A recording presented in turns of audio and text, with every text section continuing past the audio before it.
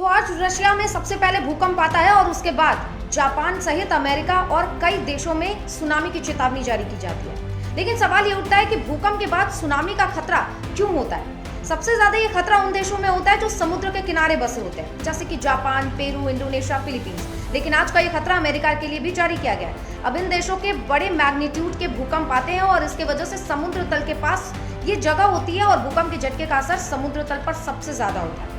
इससे समुद्र तल पर हलचल उत्पन्न होती है। लेकिन कितने तेज भूकंप आने के बाद सुनामी का खतरा यानी कि ज्यादा बढ़ जाता है, इसका पता कैसे लगता है, इसके बारे में इस वीडियो में आपको बताती हूँ। भूकंप की वजह से समुद्र तल अचानक से तेजी से परिवर्तित होता है, इसलिए सुनामी का खतरा बढ़ जाता है। जब भी भूकंप समुद्र के नीचे तटीय क्षेत्रों में आता है तो ये तल के ऊपर और नीचे जोर से धक्का देता है, जिसकी वजह से टेक्टोनिक प्लेट्स में आपस में टक्कर होती है और हलचल और ज्यादा तेज हो जाती है।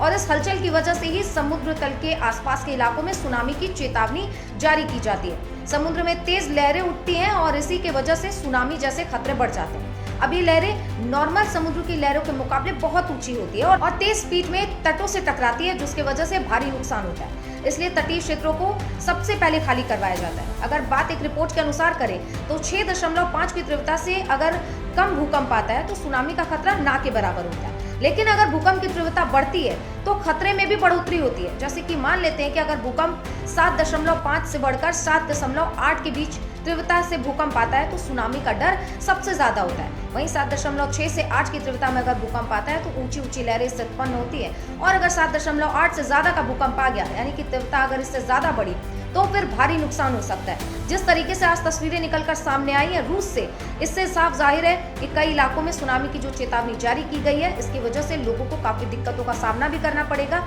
और भारी नुकसान की आशंका भी कई देशों में लगाई गई है और अमेरिका में भी हाई अलर्ट जारी किया गया है।